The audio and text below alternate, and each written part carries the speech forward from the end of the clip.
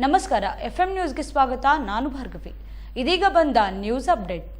ಗ್ರಾಮದ ದೇವಸ್ಥಾನದ ಮುಂದೆ ಇರುವಂತಹ ಆಲಕಂಬಕ್ಕೆ ಸಿಡಿಲು ಬಡಿದು ಆಲಕಂಬ ಛಿದ್ರವಾಗಿದೆ.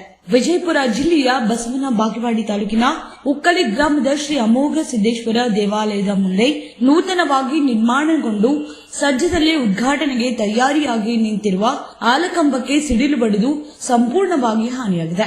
ಗ್ರಾಮ ಸೇರಿದಂತೆ ಸುತ್ತಲಿನ ಭಕ್ತರು 48 ಲಕ್ಷ ರೂಪಾಯಿ ದೇಣಿಗೆ ಸಂಗ್ರಹ ಮಾಡಿ ಸತತವಾಗಿ 3 ವರ್ಷಗಳಿಂದ ಆಲಕಂಬದ ಕಟ್ಟಡ ಕಾರ್ಯ ಮಾಡಿ ಸದ್ಯ ಉದ್ಘಾಟನೆಗೊಳ್ಳಲು ತಯಾರಿಯಾಗಿ ನಿಂತಿತ್ತು. ಆದರೆ ನೂತನ ಆಲಕಂಬಕ್ಕೆ ಸಿಡಿಲು ಬಡಿದು ಕಂಬದ ಕಲ್ಲುಗಳು ಛಿದ್ರವಾಗಿ ಬಿದ್ದಿವೆ. ಈ ಘಟನೆಯಿಂದ ದೇವಸ್ಥಾನದ ಭಕ್ತ ಸಮೂಹ, ಗ್ರಾಮಸ್ಥರು ದುಃಖದ ನೋವಿನಲ್ಲಿ ಇದ್ದಾರೆ. ಸಂಬಂಧಿಸಿದ ಅಧಿಕಾರಿಗಳು, ಕ್ಷೇತ್ರದ ಶಾಸಕ ಸಚಿವ ಶಿವಾನಂದ ಪಾಟೀಲ್ ಅವರು ಹಾಲು ಮತ ಸಮಾಜಕ್ಕೆ ಆಸರಿಯಾಗಿ ನಿಂತು ಪುನಃ ಆಲಕಂಬ ನಿರ್ಮಾಣ ಕಾರ್ಯಕ್ಕೆ ಮುಂದಾಗಿ ಸಂಕಷ್ಟದಲ್ಲಿರುವ ಹಾಲುಮತ ಸಮಾಜಕ್ಕೆ ಅನುಕೂಲ ಮಾಡಿಕೊಡಬೇಕೆಂಬುದು ಗ್ರಾಮಸ್ಥರ ವಿನಂತಿಯ ಬೇಡಿಕೆ ಜೊತೆಗೆ FM ವಾಹಿನಿಯ ಕಳಕಳಿ ಕೂಡ ಆಗಿದೆ.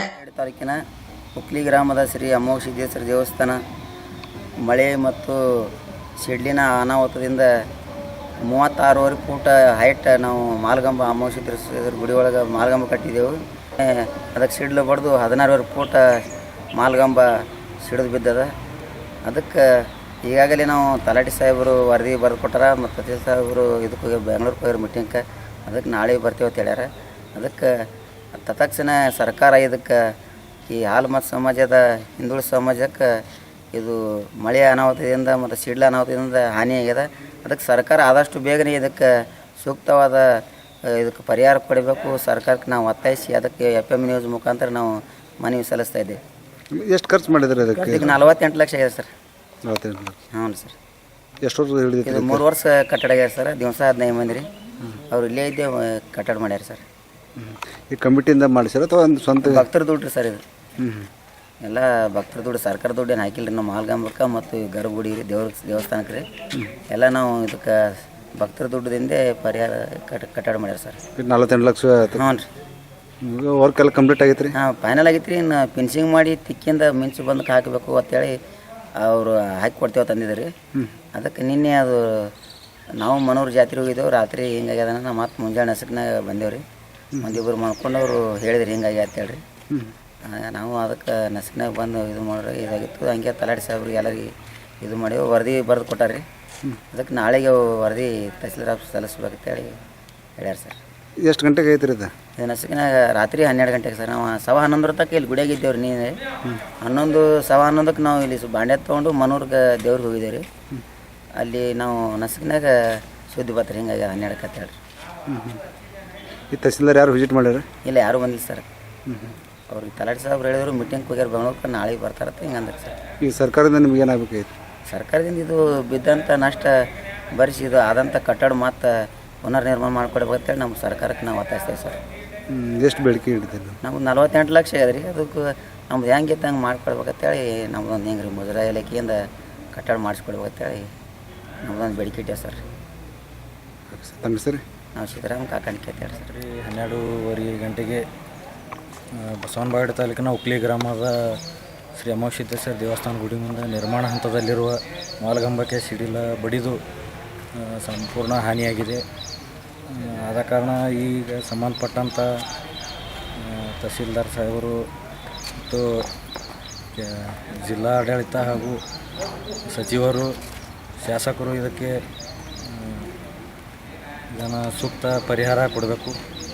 ಯಾಕಂದರೆ ಇದು ಹಾಲು ಮತ್ತು ಸಮಾಜದವರು ಇದನ್ನು ಸತತ 4 ವರ್ಷಗಳ ಕಾಲದಿಂದ ಗುಡಿ ಮತ್ತು ಈ ಮಾಲ್ಗಂಬ ನಿರ್ಮಾಣ ಮಾಡುತ್ತಿದ್ದರು.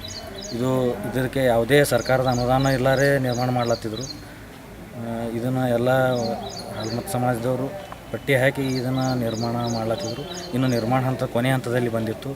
ನಿನ್ನೆ ಏನೋ ರಾತ್ರಿ ಇದು ಸಿಡಿಲು ಏನೋ ಅಭಾವದಿಂದ ರಾತ್ರಿ ಅದು ಹಾನಿಯಾಗ್ಯದ. ಆದ ಕಾರಣ ಇದಕ್ಕೆ ಸಚಿವರು, ಶಾಸಕರು ಇದಕ್ಕೆ ಸರ್ಕಾರಕ್ಕೆ ಒತ್ತಾಯಿಸಿ ಶೀಘ್ರವೇ ಇದನ್ನು ಮತ್ತೆ ಮರಳಿ ನಿರ್ಮಾಣ ಮಾಡಬೇಕಂತ ನಮ್ಮ ಉಕ್ಲಿ ಗ್ರಾಮದಿಂದ ನಾವು ಮನವಿ ಮಾಡ್ತೀವಿ. ಇದು ಬಸವನ ಬಾಗೇವಾಡಿ ತಾಲೂಕು ಉಕ್ಲಿ ಗ್ರಾಮ, ವಿಜಯಪುರ ಜಿಲ್ಲೆ. ಇಲ್ಲಿ ನಮ್ಮ ಉಕ್ಲಿಯಲ್ಲಿ ಅಮೋಘ ಸಿದ್ದೇಶ್ವರ ದೇವಸ್ಥಾನ ಅಂದ್ರೆ ಭಾಳ ಒಂದು ದೊಡ್ಡ ದೇವಸ್ಥಾನ, ದೊಡ್ಡ ಜಾತ್ರೆ ಮಹೋತ್ಸವ ಎಲ್ಲ ಆಗ್ತಕ್ಕಂಥ ದೇವಸ್ಥಾನ.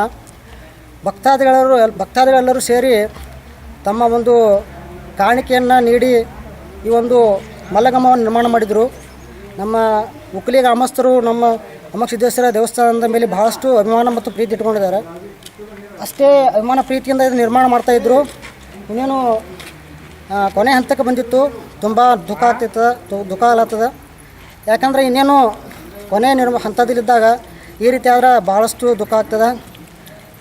ನಾವು ಭಾಳ ಖುಷಿಯಾಗಿತ್ತು ನಮ್ಗೆ. ಇಲ್ಲಿ ಬಂದ ತಕ್ಷಣ ನಮಗೆ ಮಲ್ಲಗಂಬ ನೋಡಿದ ತಕ್ಷಣ ಭಾಳ ಖುಷಿ ಆಗ್ತಿತ್ತು. ಇದು ಮಲ್ಲಗಂಬ ಈ ಒಂದು ದೇವಸ್ಥಾನಕ್ಕೆ ಒಂದು ಸ್ಫೂರ್ತಿಯಾಗಿ ಒಂದು ಕಳೆಯನ್ನು ತಂದು ಕೊಡ್ತಕ್ಕಂಥ ಒಂದು ಕಟ್ಟಡ ಇದು. ಯಾವುದೇ ಸರ್ಕಾರದ ಅನುದಾನದಿಂದಾಗಲಿ ಯಾವುದರಿಂದಾಗಲಿ ಯಾರ್ದು ಸಹಾಯ ತಗೊಳ್ಳಾರ್ದೆ ಭಕ್ತಾದಿಗಳ ಒಂದು ಕಾಣಿಕೆಯಿಂದ ನಿರ್ಮಾಣ ಮಾಡ್ತಕ್ಕಂಥ ಒಂದು ಮಲ್ಲಗಂಬ. ಹೀಗಾಗಿ ಇದು ನಿನ್ನೆ ರಾತ್ರಿ 12:30 ಗಂಟೆಗೆ ಸುಮಾರಿಗೆ ಇದು ಸಿಡ್ಲು ಬಡಿದು ಈ ಒಂದು ಮಲ್ಲಗಂಬ ಹಾಳಾಗಿದೆ. ಆದ ಕಾರಣ ದಯಮಾಡಿ ಈಗ ಆಡಳಿತಕ್ಕಂಥ ಸರ್ಕಾರ ಮತ್ತು ಸಂಬಂಧಪಟ್ಟಂಥ ಅಧಿಕಾರಿಗಳು ಸ್ವಲ್ಪ ಕಳಕಳಿಯಿಂದ ಕಾಳಜಿ ವಹಿಸಿ ಈ ಒಂದು ಹಾಳಾಗಿರ್ತಕ್ಕಂಥ ಮಲ್ಲಗಂಬವನ್ನು ಮರಳಿ ನಿರ್ಮಾಣ ಮಾಡಿಕೊಟ್ಟು ನಮ್ಮ ಉಕ್ಲಿ ಗ್ರಾಮಸ್ಥರಲ್ಲಿ ಇದ್ದಿರ್ತಕ್ಕಂಥ ಖುಷಿಯನ್ನು ಮರಳಿ ತಂದು ಕೊಡ್ಬೇಕಂತೇಳಿ ತಮ್ಮಲ್ಲಿ ಕಳಕಳಿಯಾಗಿ ವಿನಂತಿಸ್ಕೊಳ್ತೀವಿ. ಸರ ಈ ಒಂದೇ ಮಾತು ಹೇಳ್ಬೇಕಂದ್ರೆ ಈ ಮಲ್ಲಗಂಬಕ್ಕೆ ಆಗಿದ್ದ ಪರಿಸ್ಥಿತಿ ನೋಡಿದ್ರೆ ಯಾರೋ ಒಬ್ಬ ವ್ಯಕ್ತಿ ಸತ್ತಾನೇನೋ ಅಂತ ನನಗೆ ಫೀಲ್ ಆಗತ್ತದೆ. ಯಾಕಂದ್ರೆ ಇದೇ ಜಾಗದಲ್ಲಿ ಯಾವುದೋರೊಬ್ಬ ವ್ಯಕ್ತಿಯಾಗಲಿ ಪ್ರಾಣಿ ಪಕ್ಷಿಗಳಾಗಲಿ ಸತ್ತು ಕೂಡ ನಮ್ಗೆ ಇಷ್ಟೇ ದುಃಖ ಆಗ್ತಾಯಿತ್ತು. ಈಗೂ ಕೂಡ ಅಷ್ಟೇ ದುಃಖ ಆಗ್ತದೆ. ಯಾಕಂದ್ರೆ ಯಾವುದೇ ಒಂದು ಕಟ್ಟಡವನ್ನು ನಿರ್ಮಾಣ ಮಾಡ್ಬೇಕಂದ್ರೆ ಸಾಮಾನ್ಯ ಕೆಲಸ ಅಲ್ರಿ. ಎಲ್ಲರೂ ಸೇರಿ ಒಗ್ಗಟ್ಟಿನಿಂದ ಭಾಳಷ್ಟು ಜನರ ಶ್ರಮ ವಹಿಸಿ ಕಟ್ಟಬೇಕಾಗ್ತದೆ ರೀ.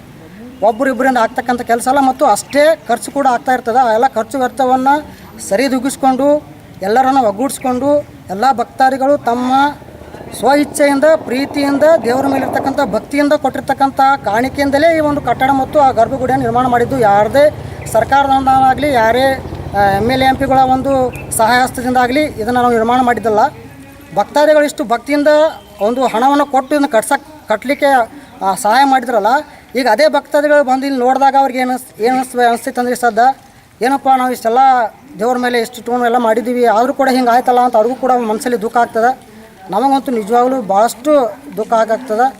ನಮ್ಗೆ ಒಂದೇ ಆಸೆ ಆದ್ರಿ ವಾಪಸ್ಸು ಈ ಮಲ್ಲಗಂಬ ಹೇಗಿತ್ತಲ್ಲ ಹಂಗೆ ಮಾಡಿಕೊಡ್ಬೇಕಂತೇಳಿ ನಾ ಮನೆ ಮಾಡ್ಕೊತೀನಿ. ಸರ್ಕಾರದಿಂದ ಬೇಕ್ರಿ ಸಂಬಂಧಪಟ್ಟಂಥ ಅಧಿಕಾರಿಗಳು ಹಾಲು ಮತದ ಸಮಾಜದ ಎಲ್ಲ ಭಕ್ತಾದಿಗಳು ಸೇರಿ ಕಟ್ಟಾಕತ್ತಿದ್ರು. ಹಾಲು ಮತದ ಸಮಾಜಕ್ಕೆ ಆಗಿರ್ತಕ್ಕಂಥ ಇದು ಒಂದು ಅನ್ಯಾಯ ಅಂತ ನಾನು ಹೇಳ್ತೀನಿ. ಈ ಒಂದು ಘಟನೆಗೆ ಸಂಬಂಧಪಟ್ಟಂಥ ಅಧಿಕಾರಿಗಳು ಯಾರದಾರಲ್ಲ, ಏನು ಪುರಾತತ್ವ ಇಲಾಖೆಯ ಅಧಿಕಾರಿಗಳಾಗಿರ್ಬೋದು ಮತ್ತು ಈ ಕಟ್ಟಡಗಳಿಗೆ ಸಂಬಂಧಪಟ್ಟಂಥವರು ಮತ್ತು ಗ್ರಾಮದ ಅಭಿವೃದ್ಧಿಗೆ ಸಂಬಂಧಪಟ್ಟಂಥ ಅಧಿಕಾರಿಗಳು ದಯಮಾಡಿ ಈ ಒಂದು ದೇವರ ಕೆಲಸ ಅಂದರೆ ಪುಣ್ಯದ ಕೆಲಸ. ಅದು ಯಾರದೇ ವೈಯಕ್ತಿಕವಾಗಿರ್ತಕ್ಕಂಥ ಕೆಲಸ ಅಲ್ಲ, ಯಾರಿಗೆ ವೈಯಕ್ತಿಕವಾಗಿ ಮಾಡಿಕೊಡ್ತಕ್ಕಂಥ ಕೆಲಸ ಅಲ್ಲ. ಇದು ಪ್ರತಿಯೊಬ್ಬ ನಾಗರಿಕನಿಗೂ, ಪ್ರತಿಯೊಬ್ಬ ಪ್ರಜೆಗೂ ಮತ್ತು ಪ್ರತಿಯೊಬ್ಬ ಊರಿನ ಪ್ರತಿಯೊಬ್ಬ ವ್ಯಕ್ತಿಗೂ ಕೂಡ ಸಂಬಂಧಪಟ್ಟಂತು. ಎಲ್ಲ MLA MP ಮುಖ್ಯಮಂತ್ರಿಗಳು ಎಲ್ಲರಿಗೂ ಕೂಡ ಈ ದೇವ್ರು ಬೇಕು. ದೇವ್ರಿಗೆ ಜಾತಿ ಭೇದ ಆ ಧರ್ಮ ಈ ಧರ್ಮ ಆ MLA ಆ ಮಂತ್ರಿ ಈ ಮಂತ್ರಿ ಸಂಬಂಧ ಇಲ್ಲ. ದಯವಿಟ್ಟು ಎಲ್ಲ ಸಂಬಂಧಪಟ್ಟಂಥ ಅಧಿಕಾರಿಗಳು ಕ್ರಮವಹಿಸಿ ಶೀಘ್ರವೇ ಆದೇಶ ಹೊರಡಿಸಿ ಈ ಒಂದು ದೇವಾಲಯದ ಈ ಮಲ್ಲಗಂಬವನ್ನು ದಯಮಾಡಿ ನಿರ್ಮಾಣ ಮಾಡಿಕೊಡ್ಬೇಕಂತೇಳಿ ಈ ಮೂಲಕ ಕಳಕಳಿ